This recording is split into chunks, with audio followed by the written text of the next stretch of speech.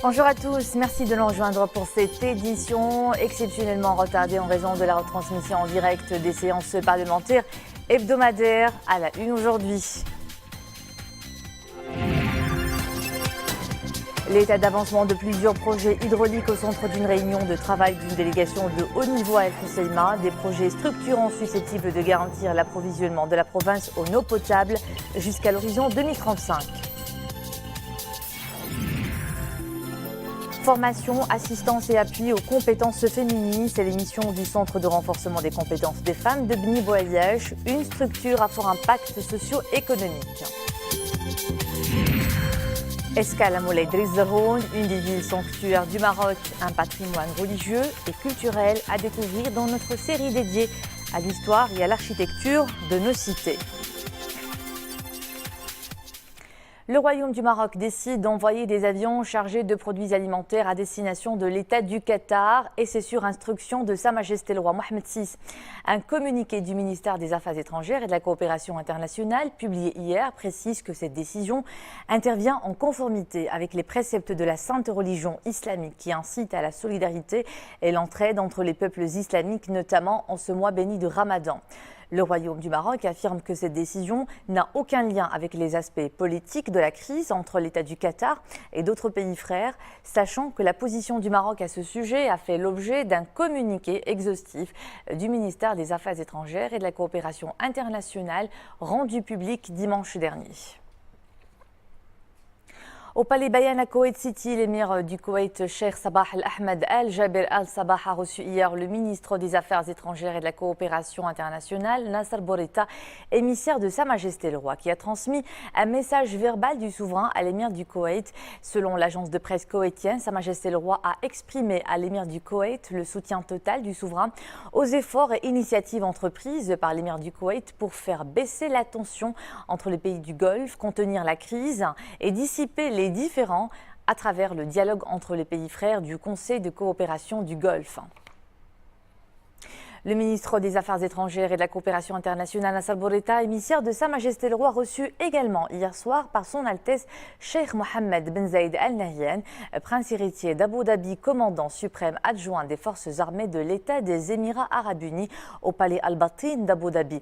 À cette occasion, Nasser Bourita a transmis un message verbal du souverain au prince héritier d'Abu Dhabi, commandant suprême adjoint des forces armées des Émirats arabes unis.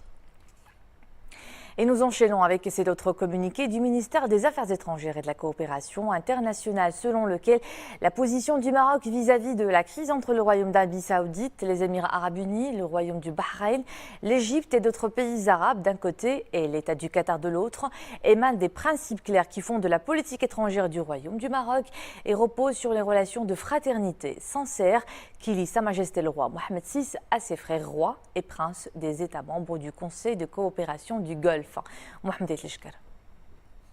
La position du Royaume du Maroc vis-à-vis de la crise entre, d'un côté, le Royaume d'Arabie Saoudite, les Émirats arabes unis, le Royaume du Bahreïn, l'Égypte et d'autres pays arabes, et de l'autre, l'État du Qatar. Cette position émane des principes clairs qui fondent la politique étrangère du Royaume du Maroc et repose sur les relations de fraternité sincère qui lient Sa Majesté le Roi Mohammed VI, que Dieu l'assiste, à ses frères rois et princes des États membres du Conseil de coopération du Golfe, le CCG. Cette position repose également sur les relations de partenariat stratégique exceptionnel avec les membres du CCG et les liens solides entre le peuple marocain et les peuples de ces pays. Cette position ne peut en aucun cas être liée aux positions des autres partis non arabes qui tentent d'exploiter cette crise pour renforcer leur positionnement dans la région et porter atteinte aux intérêts suprêmes de ces pays. Le Maroc n'a pas besoin de présenter une preuve ou de confirmer sa solidarité permanente avec les pays frères du Golfe, solidarité qui s'est manifestée dès la première guerre du Golfe à travers notamment son soutien à la souveraineté des Émirats arabes unis sur ces trois îles, la rupture de ses relations diplomatiques avec la République islamique d'Iran en solidarité avec le Royaume du Bahreïn et sa participation à la coalition arabe pour le soutien de la légitimité au Yémen, où plusieurs Marocains sont tombés en martyrs aux côtés de leurs frères des pays du Golfe. Le principal souci du Maroc est de consolider la stabilité de ces pays pour que le CCG préserve sa place distinguée en tant que modèle réussi de la coopération régionale. L'état d'avancement de plusieurs projets hydrauliques au centre d'une réunion de travail d'une délégation de haut niveau à Al-Husseima avec des responsables régionaux. Cette réunion a été consacrée au suivi des chantiers en cours concernant principalement l'approvisionnement en eau potable, des projets structurants qui garantiront l'approvisionnement de la province en eau potable jusqu'à l'horizon 2035. Retour à Mohamed El Ishkar. C'est au siège de la province d'Al-Husseima que la délégation de haut niveau a fait le point sur le suivi des chantiers en cours concernant l'approvisionnement en eau potable. Il s'agit de projets hydrauliques à même de garantir l'approvisionnement de la province en eau potable jusqu'à 2035. Ces chantiers qui concernent donc la construction du barrage d'El Ouadris qui va faire 90 millions de mètres cubes de retenue, également le désenvasement de Sidi Mohamed Ben Abdelkarim Khattabi, également la construction d'une usine de dessalement d'eau de mer qui va faire 200 litres seconde. Cette réunion a permis également de revoir certains détails techniques relatifs à ces projets, ainsi que d'examiner d'éventuels ajustements. C'est le cas notamment pour le projet de réalisation du barrage Ouadris, dont la capacité sera de 92 millions de mètres cubes. Les travaux de construction de ce barrage, initialement programmés pour la période de 2021-2024, ont déjà démarré depuis le début de cette année avec une cadence soutenue. Des projets pour atteindre l'objectif de la couverture généralisée en 2035. Les investissements nouveaux, tels que le barrage qui vient de démarrer, la station de dessalement, pour garantir la couverture de ces besoins jusqu'en 2035. De nouvelles concrétisations donc des engagements du gouvernement pour le développement socio-économique de la province d'Al-Husseima.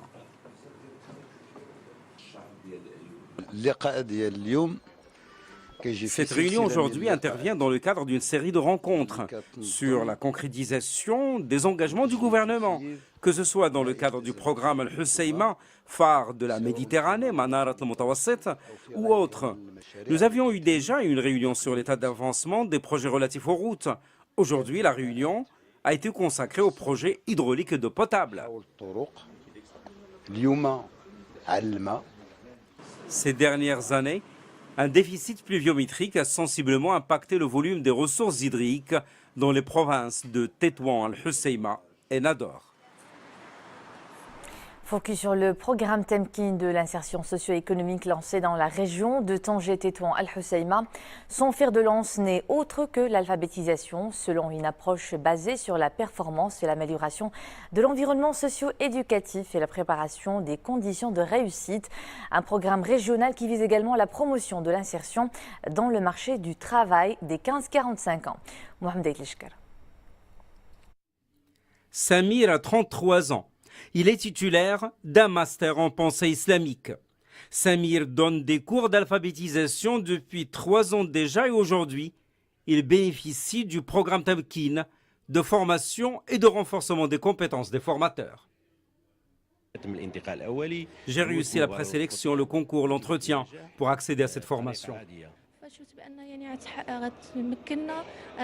Cette formation nous permettra de contribuer beaucoup plus efficacement au succès du programme d'alphabétisation au niveau national. La formation bénéficie à 21 formateurs. La nouvelle approche adoptée en matière d'alphabétisation est couplée à la qualification de façon à permettre l'insertion professionnelle des bénéficiaires. Plus de 4000 personnes devraient suivre des cours d'alphabétisation. Ce centre est certes régional, mais il aura une portée nationale, voire internationale. Aujourd'hui, nous lançons les journées de formation des formateurs en matière d'alphabétisation. Nous adoptons une nouvelle approche dans le domaine de la lutte contre l'analphabétisme, une première au Maroc et en Afrique. Une première et une expérience pilote qui devrait être généralisée dans d'autres régions du royaume. L'alphabétisation y est complétée par le renforcement des compétences des bénéficiaires de façon à les qualifier pour le marché de l'emploi. Cap sur Bni Boyash dans la province d'El Hoceima où la promotion de la condition féminine s'érige en priorité. Un centre de renforcement des compétences des femmes prodigue conseils, assistance et formation aux femmes de la commune. La structure est le fruit d'un partenariat entre l'entraide nationale et l'INDH. Boujma Al-Hafawi, Nisri El-Hamdawi. Le centre de développement des compétences des femmes à Bni Boyash, province d'Al Hoceima, un espace qui initie les femmes en situation difficile aux techniques de base de la couture et de la broderie. Voilà une structure qui encourage les femmes de la région à sortir de leur oisiveté pour goûter au plaisir de l'apprentissage d'un métier manuel. Je viens d'intégrer ce centre. Auparavant, je ne faisais que prendre soin de mon foyer. Ce centre m'occupe. J'apprends la couture, la broderie et le perlage. J'ai décroché un diplôme de couture il y a juste un an. Après 4 ans de formation, j'ai pu acquérir plusieurs savoir-faire, la couture, la broderie et le perlage. Outre les cours de couture et de broderie, le centre propose également des ateliers d'art culinaire. Le but est d'aider les femmes à réussir leur intégration professionnelle. Après la formation, les femmes obtiennent un diplôme qui leur permet d'accéder à des métiers générateurs de revenus et de créer des petites entreprises.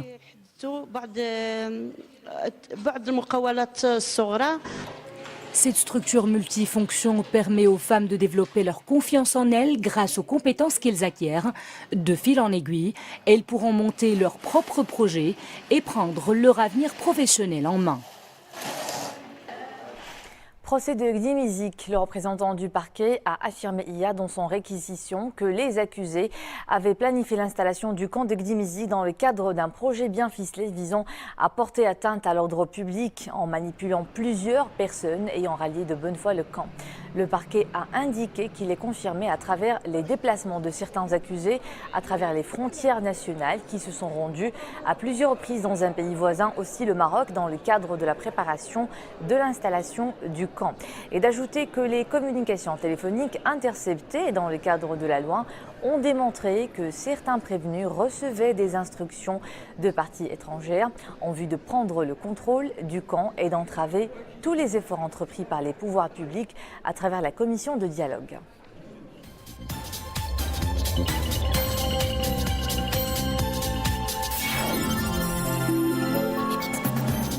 Nous entamons notre coup d'œil de l'actualité internationale par le Bangladesh où des glissements de terrain consécutifs à des pluies diluviennes ont fait au moins 43 morts et plusieurs blessés. Le bilan pourrait s'alourdir, les axes de transport sont coupés et les communications ne parviennent pas à certaines zones reculées. Ces précipitations surviennent 2 semaines après le passage du cyclone Mora qui a tué au moins 8 personnes.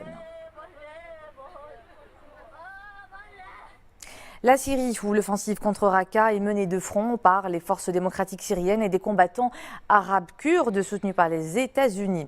Les civils, dont le nombre est difficile à évaluer, paient le prix fort de cette offensive. Un appel a été lancé par des organisations humanitaires en vue d'épargner les civils et cesser les tirs aléatoires à Raqqa.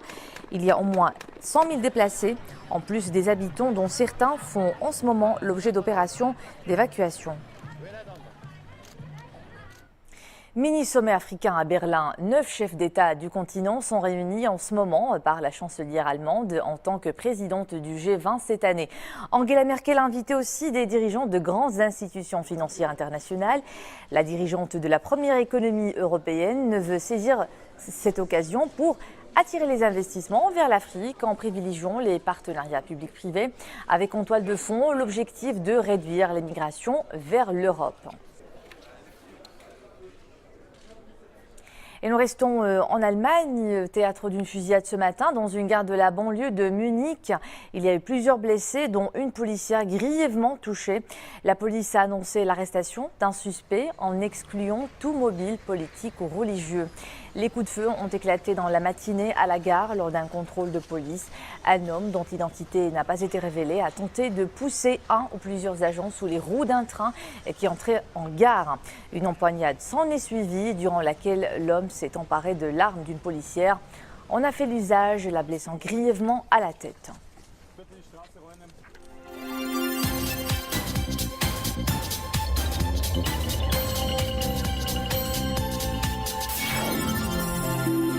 Retour à l'actualité nationale et ce coup d'œil sur les couleurs du ciel.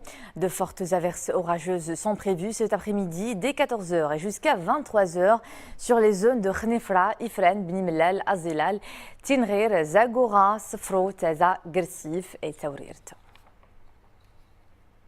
Notez à présent, ou plutôt à présent, c'est Casablanca, où l'un des centres hospitaliers se lance dans une nouvelle technologie de pointe en matière de traitement des cancers, notamment celui de la prostate. Il s'agit d'une technique adoptée dans les traitements par radiothérapie. Elle a l'avantage d'être rapide, sans aucun acte chirurgical. Les précisions avec Sarah Katir. C'est grâce à un matériel de pointe que ce patient atteint du cancer de la prostate va être pris en charge sans chirurgie invasive. Il s'agit d'une radiothérapie ciblée, sécurisée et rapide grâce au TrueBeam, un vrai bijou technologique. C'est une collaboration multidisciplinaire qui associe aussi bien les spécialistes en neurologie, notamment et les oncologues, les radiothérapeutes et les physiciens surtout, qui joueront très important pour la préparation avant cet acte-là. Donc c'est une chirurgie qui est ciblée pour le cancer de la prostate sans atteindre des autres organes et qui est très intéressant bénéfique pour le patient. Au lieu de venir 39 fois à l'hôpital, il vient que 5 fois et traité en 1 semaine et demie au lieu de 2 mois. Ce traitement on pratique depuis 2-3 ans. Depuis 3 ans en France et dans certains pays dans le monde entier. Et là, vous avez la chance de cueillir ce traitement. Vous êtes le premier qui va commencer aujourd'hui en Afrique. Les rayons de la radiothérapie ne peuvent toucher que les tissus cancéreux grâce à un détecteur de mouvement qui bloque la machine si le patient bouge. C'est un accélérateur qui permet de gagner en précision, en efficacité, en rapidité. Donc il permet de suivre en temps réel la tumeur et d'adapter la délivrance de la dose. D'accord ? Donc ceci permettra d'avoir une plus grande efficacité dans le traitement et de préserver ainsi les organes sains autour. Le Maroc est le premier pays en Afrique à posséder cette machine. Une technique de pointe certes, mais le coût de la machine reste très élevé, ce qui pourrait revoir à la hausse le prix de l'opération classique. Notez à présent cette date, le 7 septembre prochain marquera le début effectif des cours au titre de l'année scolaire 2017-2018 dans les 3 cycles de l'enseignement et les classes préparatoires du brevet de technicien supérieur. Selon le ministère de tutelle, cette date a été fixée dans l'objectif de réussir la prochaine rentrée scolaire, de garantir le début des cours dès le premier jour et de permettre aux élèves d'assister à l'ensemble des cours programmés au titre de cette année scolaire. Place maintenant à notre série ramadanesque dédiée à l'histoire et à l'architecture de nos cités. Je vous emmène aujourd'hui dans une ville sanctuaire, Moulay Driss Zarhoun. Ses portes monumentales, ses fontaines, ses demeures luxueuses et surtout l'ancien tombeau de Moulay Driss constituent autant de facettes d'un patrimoine religieux et culturel d'exception. Mohamed Louahibi et Zakaria Moukinbillah.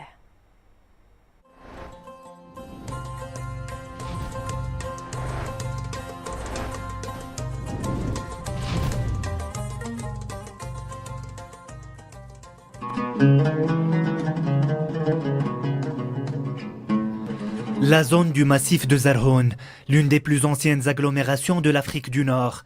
Depuis longtemps, les populations s'y sont installées et y ont développé l'urbanisation et la construction. La ville de Zarhoun a pris le nom de la montagne et celui de son fondateur Moulay Driss Ier. Une cité riche d'une histoire partagée entre plusieurs civilisations et religions. La ville s'est dotée au XVIIIe siècle d'une enceinte dont il ne subsiste qu'une partie et quelques tronçons à côté des maisons. Le mausolée de Moulay Driss abrite plusieurs coupoles et comprend une médersa. Il a été agrandi au fil des années. Les recherches scientifiques ont dévoilé que la source chaude Al-Hama a été construite par les Romains.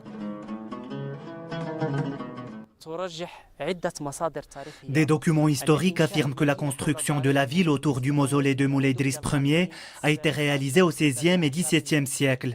Durant cette période, le sultan Moulay Ismail a entrepris la construction du mausolée, devenu après un joyau architectural et disposant des infrastructures nécessaires. C'est aussi l'épicentre de la ville. تشمل جميع المرافق الضرورية ويعتبر كذلك النواة والقطب المركزي داخل المدينة. L'édification de la ville de Moulay Driss Zarhoun a suivi une organisation parfaite. L'ancienne Médina se compose de plusieurs quartiers construits autour du mausolée, le noyau de la ville. من أهم المآثر التاريخية والعمرانية للمدينة نجد بالإضافة إلى الضريح المسجد. Parmi les monuments de la ville, il y a aussi la grande mosquée, entourant les quartiers construits avec des matériaux traditionnels. Les fontaines et le pont de Haroun qui assuraient l'approvisionnement des habitants en eau potable. Et la mosquée de Sintisi construite en 1939. المشيد سنة 1939 ميلادية. L'architecture de l'ancienne Médina reflète des influences arabo-islamiques dans ses maisons, ses infrastructures et ses demeures luxueuses du XVIIIe siècle.